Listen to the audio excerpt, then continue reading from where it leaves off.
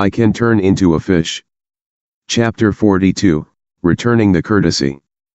Chu Xian's fish farm was very important and could be considered his first base and foundation. The following developments would come out of this farm, so he didn't mind spending a lot to renovate and rebuild it. He walked into the fish farm and saw that the floor and sky blue decorations were damaged and smashed, and all of the beautiful aquariums were broken. The place was a mess. Young Master Chu. The middle-aged designer, Mr. Li, greeted Chu Xian as he came in and immediately walked to his side. This morning, our workers came and found that the lock had been broken and everything inside had been smashed. Chu Xian nodded with a clouded and unpleasant expression. These were the last few days for the renovation and all the necessities had already arrived.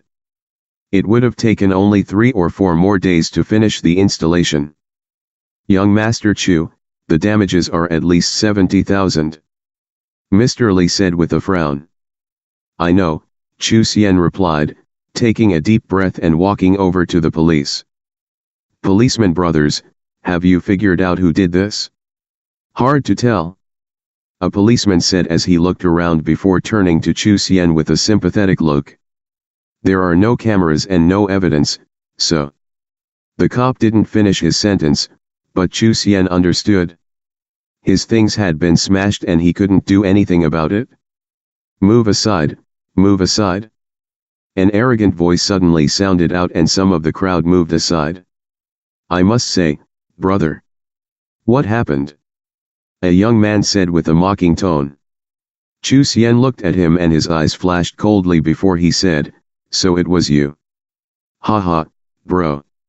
Don't try to frame me without any evidence, I can sue you for slander.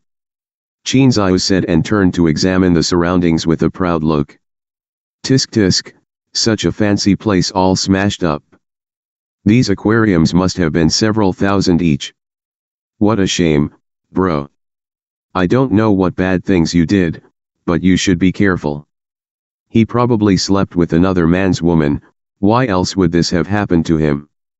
One of the sidekicks said with a laugh, but before he even finished speaking, he noticed Qin Ziyu and the others were staring at him with dark expressions. Haha. You must have done something bad, why else would this have happened to you?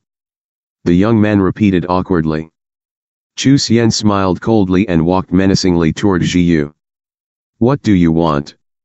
I'm telling you, the police are right here. Qin Ziyu said, backing away from Chu Xian's ugly expression. The policeman frowned and looked on but said nothing. Pussy.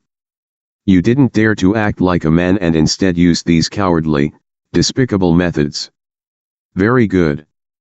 Chu Xian said with mockery. Since you want to play, let's play. Kid, what are you saying? I, Qin Ziyu, am an upright and just man. What despicable method did I use? Don't slander me. Ziyu exclaimed with a glare, but then he smiled. You should be careful in the Fengtai district.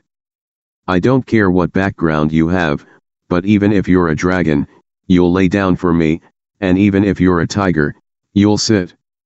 You can't afford to play with me. This is just the start. That's right, kid. What happened today is just. Shut up.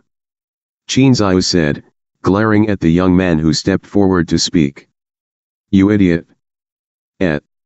Brother Qin, I spoke out of turn, the young man said as he shrank back and realized the cops were still there by the side.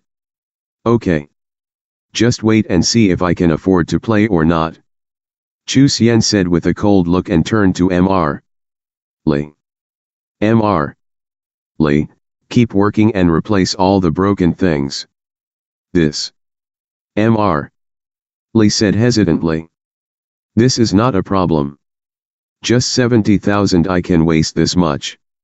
Even if things are smashed again, I can still afford it. Chu Xian said with a cold laugh. Okay.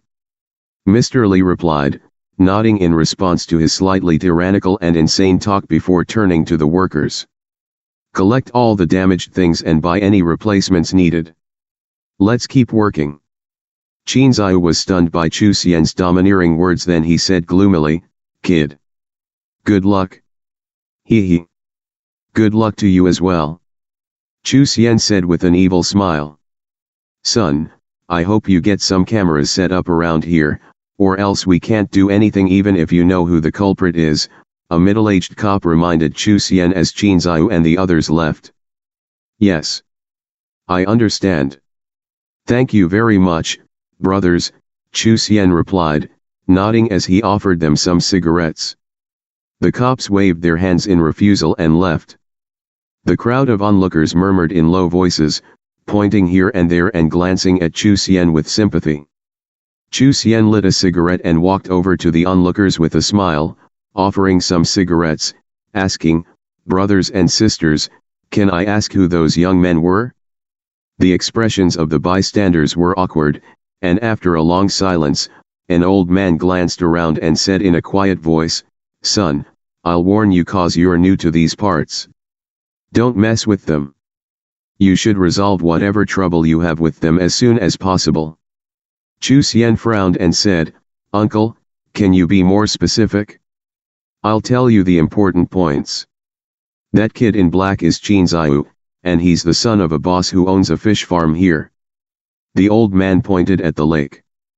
"The farm with the largest area and the best location belongs to them, and they've owned it for at least 5 or 6 years now. I won't say any more, you should know better than to mess with them here at Fengtai." Chu Xian replied. He saw the old man's hesitation and knew he was afraid, so he thanked him gratefully. "Thank you for your warning. I understand. As long as you know. Don't be impulsive, son." The old man nodded before leaving with a wave. The crowd gradually dispersed. "I never thought his family owned a farm on the lake, no wonder he's so arrogant. This Qin family is clearly pretty sketchy. Since it's come to this." Chu Xian smiled wickedly, looking out at the farm in the distance.